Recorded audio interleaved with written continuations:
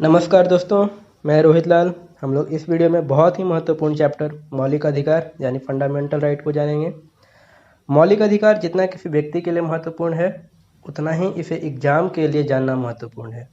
कोई ऐसा GS based exam नहीं होता जिसमें मौलिक अधिकार के क्वेश्चन ना हो। इसलिए मौलिक अधिकार के हर प्रावधान को हम लोग अनुच्छेद के साथ अच्छे से समझेंगे और ये भी जानेंगे कि इसे याद कैसे रखा जा सके। बल्कि याद रखने से ज़्यादा ज़रूरी है इसे समझना, क्योंकि एक बार आप समझ लेते हैं तो आप फिर उसको कभी नहीं भूल सकते। एग्जाम में क्वेश्चन को आप आसानी से सॉल्व कर पाइएगा। आइए सबसे पहले समझते हैं कि मौलिक अधिकार का मतलब क्या है। वे अधिकार जो लोगों के जीवन के लिए अति आवश्यक या मौलिक समझे जाते हैं, उन्हें मूल अधिकार या मौलिक अधिकार कहा जाता है। भारत के संविधान के भाग 3 में अनुच्छेद 12 से 35 के बीच मौलिक अधिकार के प्रावधानों का वर्णन किया गया है। भारत के संविधान में मूल अधिकार के विचार को अमेरिका के संविधान से लिया गया है। संविधान के भाग 3 को भारत का मैग्ना कार्टा भी कहा जाता है। अब आप लोग के दिमाग में आ रहा होगा कि ये मैग्ना कार्टा क्या है। मैग्ना कार्टा वास्तव में ब्रिटेन से आई अवधारणा है कि ब्रिटेन में वहाँ के राजशाही के द्वारा मजदूरों के कुछ अधिकार दिए गए थे। उन्हीं अधिकारों को मैग्ना कार्टा कहा जाता है। आइए अब इसे भारतीय संविधान की दृष्टि से थोड़ा समझ लेते हैं कि मौलिक अधिकार का और विस्तार से मतलब क्या है जो हमारे भारतीय संविधान में दिया गया है। जैसा कि नाम से स्पष्ट है कि मौलिक अधिकार अत्यंत महत्वपूर्ण और इसलिए उन्हें संविधान में सूचीबद्ध किया गया है और उनकी सुरक्षा के लिए विशेष प्रावधान बनाए गए हैं। वे इतने महत्वपूर्ण हैं कि संविधान स्वयं यह सुनिश्चित करता है कि सरकार भी उनका उल्लंघन न करे। मौलिक अधिकारों की गारंटी और उनकी सुरक्षा खुद संविधान करता है। सामान्य अधिकारों को संसद कानून बनाकर परिवर्तित कर सकता है, लेकिन मौलिक अधिकार में परिवर्तन के लिए संविधान में संशोधन करना अनिवार्य है। इसके अलावा सरकार का कोई भी अंग मौलिक अधिकार के विरुद्ध कोई कार्य नहीं कर सकता। विधायिका या कार्यपालिका के किसी कार्य या निर्णय से यदि मौलिक अधिकार का हनन होता है या उन पर अनुचित प्रतिबंध लगाया जाता है तो न्यायपालिका उसे अवैध घोषित कर सकती है। लेकिन मौलिक अधिकार निरंकुश या असीमित अधिकार नहीं है। सरकार मौलिक अधिकार के प्रयोग पर औचित्यपूर्ण मतलब जरूरी प्रतिबंध लगा सकती है। मूल रूप से भारतीय संविधान में 7 मूल अधिकार प्रदान किए गए थे।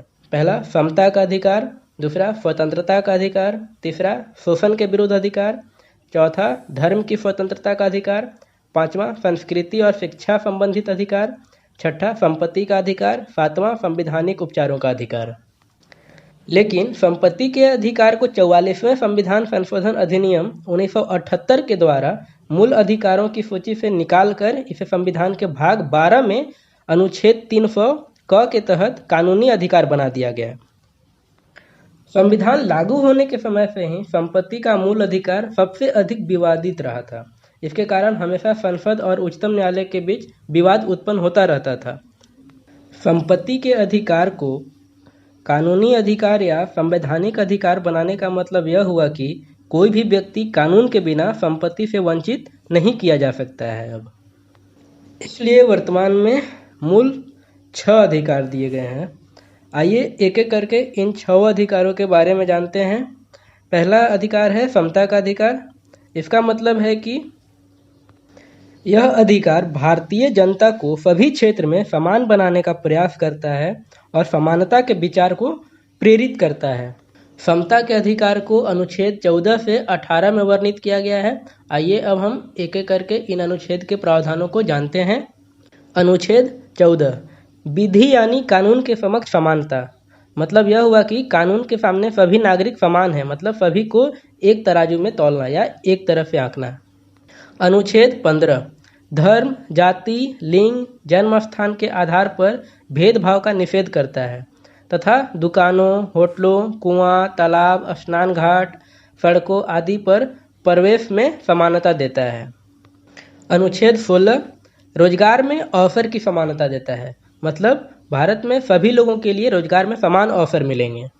अनुच्छेद 17 छुआछूत का अंत, यानी कि कोई भी आदमी किसी के साथ उसके जाति या उसके धर्म के नाम पे छुआछूत नहीं करेगा। अनुच्छेद 18 उपाधियों का अंत, मतलब कि राजा, महाराजा, जमींदार ये सब उपाधियों का अंत कर दिया गया। ये चारों अनुच्छेद एग्जाम व्यू से बहुत इंपॉर्टेंट है, इसलिए इसको अच्छे समझ के अपने दिमाग में रखिएगा ताकि इससे एक भी क्वेश्चन ना छूटे। आइए अब हम लोग स्वतंत्रता के अधिकार को समझते हैं। इसका वर्णन अनुच्छेद 19 से 22 में किया गया है। आइए हम लोग सबसे पहले जानते हैं कि स्वतंत्रता का अधिकार का मतलब क्या है।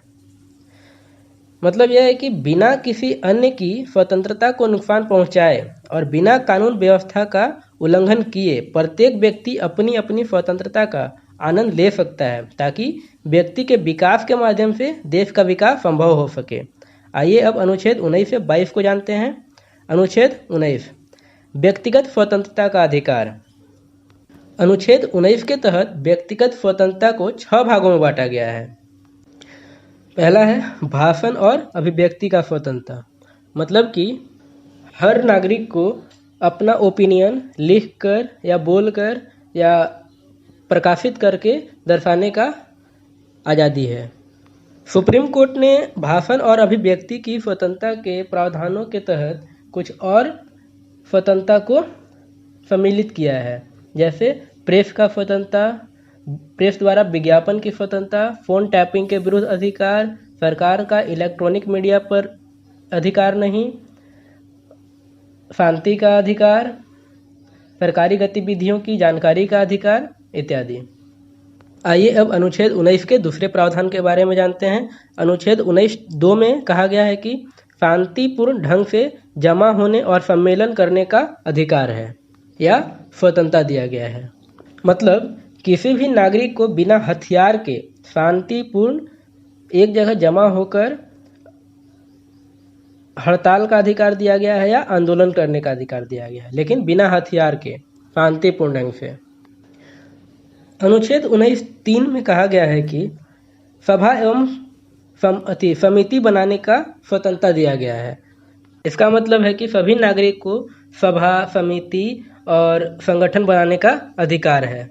अनुच्छेद 19 में चौथा स्वतंत्रता यह है कि भारत में कहीं भी आने जाने की स्वतंत्रता दिया गया है। मतलब भारत के किसी राज्य में जन्मा व्यक्ति भारत के किसी भी राज्य में या किसी भी कोने में बिना किसी रोक टोक के आ जा सकता है। अनुच्छेद 19 के 5वें स्वतंत्रता के बारे में कहा गया है कि भारत के किसी भी हिस्से में बसने और रहने की स्वतंत्रता है। मतलब कि पहले इसको जम्मू कश्मीर में लागू नहीं किया गया था, लेकिन अब जम्मू कश्मीर में भी जाकर रहने और बैठने का स्वतंत्रता इस अधिकार के तहत नागरिकों को मिल गया है। अनुच्छेद 19 के तहत छठा स्वतंत्रता है कि कोई भी व्यक्ति अपने मन से पेशा चुन सकता है तथा व्यापार करने की उसे स्वतंत्रता दिया गया है। मतलब सभी नागरिक को किसी भी व्यवसाय को अपने मन से चुनने या करने का स्वतंत्रता दिया गया है। हम आप लोग को अनुच्छेद 19 में उल्लेखित सभी प्रावधानों को एक ट्रिक के माध्यम से याद रखने का तरीका बता रहे हैं। एक वर्ड है SMARO, SMAARO। एस से स्पीच यानी भाषण और अभिव्यक्ति का स्वतंत्रता, M से मूवमेंट आंदोलन यानी शांतिपूर्ण ढंग से जमा होने और सम्मेलन करने का अधिकार, A से असेंबली यानी संगठित होने एवं सभा समिति बनाने की स्वतंत्रता, अगेन A से अराइवल एंड डिपार्चर यानी भारत में कहीं भी आने जाने की स्वतंत्रता, R से रेसिडेंस यानी भारत में कहीं भी बसने की स्वतंत्रता, O से ऑक्यूपेशन यानी अपने हिसाब से कोई भी व्यापार या पेशा चुनने की स्वतंत्रता। आप लोग बस इस वर्ड को याद रखिए, उसके बाद अनुच्छेद 19 में उल्लेखित सभी प्रावधान इजीली याद रहेंगे, जिससे आप एग्जाम में क्वेश्चन को गलती नहीं कर पाएंगे। आइए अब अनुच्छेद 20 के बारे में जानते हैं। अनुच्छेद 20 में अपराधों के लिए 2 सीधी के संबंध में स्वतंत्रता दिया गया है। मतलब कि एक अपराध के लिए एक बार ही सजा मिलेगी। अपराध के समय जो कानून है उसी के अनुसार सजा उसी के अनुसार सजा मिलने का प्रावधान किया गया है। किसी भी व्यक्ति को स्वयं के विरुद्ध गवाही देने हेतु बाध्य नहीं किया जा सकता है। आइए अब अनुच्छेद 21 के बारे में जानते हैं। अनुच्छेद 21 में जीवन की रक्षा और दैहिक स्वतंत्रता का अधिकार दिया गया है। अनुच्छेद 21A में शिक्षा के अधिकार को 86वां संविधान संशोधन अधिनियम 2003 के तहत प्रारंभिक शिक्षा को मूल अधिकार में जोड़ा गया, जिसके तहत 6 वर्ष से 14 वर्ष के बीच के बच्चे को निःशुल्क शिक्षा अनिवार्य कर दिया गया। उच्चतम न्यायालय ने मेनका गांधी मामले में अनुच्छेद 21 के भाग के रूप में बहुत सारे अधिकारों का घोषणा किया था। आइए कुछ महत्वपूर्ण अधिकारों के बारे में जान लेते हैं ताकि एग्जाम में कोई आइडिया रहे। मानवीय प्रतिष्ठा के साथ जीने का अधिकार, स्वच्छ पर्यावरण का अधिकार, जीवन रक्षा का अधिकार, निजता का अधिकार, आश्रय का अधिकार, स्वास्थ्य का अधिकार, निःशुल्क शिक्षा का अधिकार, निःशुल्क कानूनी सहायता का अधिकार, अकेले कारावास में बंद होने के विरुद्ध अधिकार, हथकड़ी लगाने के विरुद्ध अधिकार, देर से फांसी के विरुद्ध अधिकार, विदेश यात्रा करने का अधिकार, बंधुआ मजदूरी करने के विरुद्ध अधिकार, हिरासत में शोषण के विरुद्ध अधिकार, आपातकालीन चिकित्सा सुविधा का अधिकार, राज्य के बाहर न जाने का अधिकार, निष्पक्ष सुनवाई का अधिकार, सरकारी अस्पताल में समय पर उचित इलाज का अधिकार, सुनवाई का अधिकार, सूचना का अधिकार, प्रतिष्ठा का अधिकार, महिलाओं के साथ आदर और सम्मान पूर्वक व्यवहार का अधिकार, निष्पक्ष सुनवाई का अधिकार इत्यादि।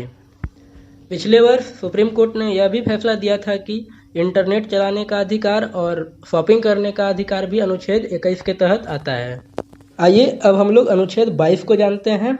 अनुच्छेद 22 में गैर कानूनी बंधन के विरुद्ध अधिकार दिया गया है।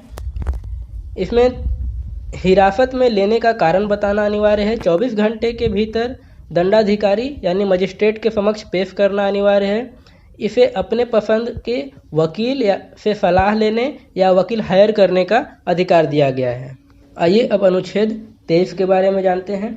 अनुच्छेद 23 के अनुसार बलात् श्रम, बंधुआ मजदूरी, मानव व्यापार पर रोक लगाया गया है। हम लोग अब शोषण के विरुद्ध अधिकार को जान रहे हैं, जिसका उल्लेख अनुच्छेद 23 और 24 में किया गया है।